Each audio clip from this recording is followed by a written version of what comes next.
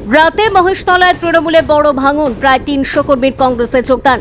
রাজ্যের রাজনৈতিক পালাবদলের পর দক্ষিণ চব্বিশ পরগনার মহেশতলায় তৃণমূল কংগ্রেসে বড় সড় ভাঙনের দাবি করল কংগ্রেস।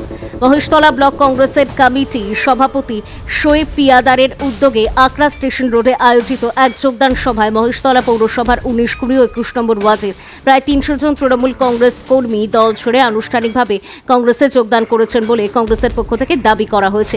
এই যোগদান সভায় উপস্থিত ছিলেন প্রদেশ কংগ্রেসের সাধারণ সম্পাদক আশুতোষ চ্যাটার্জি এবং প্রদেশ কংগ্রেসের সাধারণ সম্পাদিকা পূজা রায় চৌধুরী।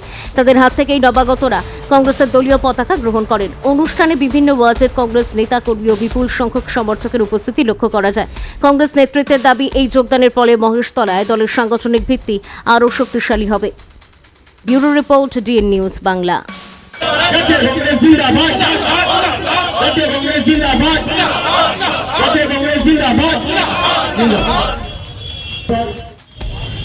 দাঁতে দাঁত রেখে, চোখে চোখ রেখে, দাঁত চেপে চোখে চোখ রেখে, হ্যাঁ বলতে গেলে আজকে আমরা কিছু করেছি, কারণ আজকে 3টে ওয়ার্ডের মিলিয়ে কম বেশি করে 300-র কাছে জয়েন্ট হলেন, কিন্তু আগামী দিন জয়েনিং আমার তালিকা অনেক লম্বা লিস্ট আছে।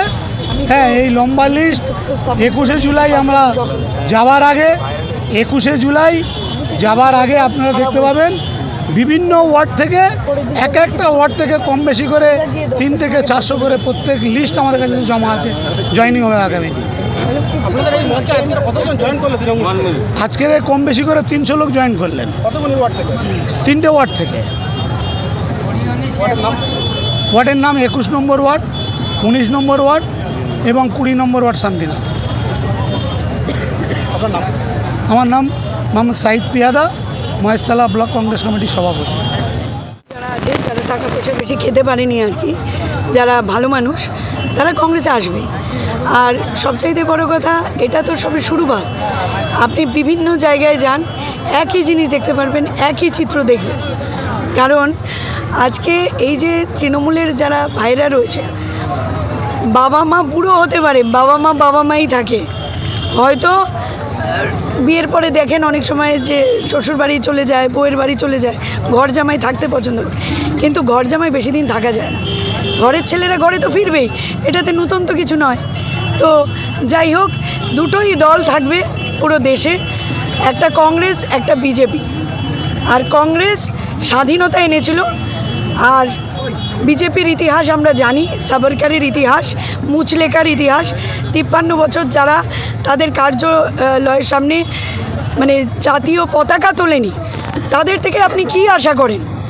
তো যাই হোক, এটা সবে শুরু। আপনি দেখুন, আগে আগে হতে গিয়ে একটাই বার্তা দেব যে কংগ্রেস আপনাদের পাশে আছে। আপনারা নতুন সরকার এসছে বলে ভুলে যাবেন না। আপনাদের একটা জাস্ট বলে রাখি, বুলেট ট্রেনের গল্পটা ভুলে যাবে না। মোদিজি জাপানের প্রাইম মিনিস্টারকে এনে বলেছিলেন যে বুলেট ট্রেন মানে প্রায় হয়েই যাচ্ছিল, কিন্তু ওই প্রাইম মিনিস্টারকে নিয়ে কাশী বিশ্বনাথকে গঙ্গা আরতি দেখিয়েছে 4 ঘন্টা। তো ওই বোধহয় জাপানের প্রাইম মিনিস্টার তখন বলেছিলেন যে গঙ্গা আরতি দেখানোর মতো সময় যদি আমাদের প্রধানমন্ত্রী থাকে 4 ঘন্টা বরবাদ করার জন্য, সেই দেশে বুলেট ট্রেনের কী দরকার? তো এইরকমই বুলেট ট্রেনের গতিতে কাজ এগোবে, আপনারা দেখতেই পাবেন। তো বুলডোজার নিশ্চয়ই এগোবে, বুলডোজার ছাড়া ওনারা আর কিছু দিতে জানেন না, না চাকরি দিতে পারবেন।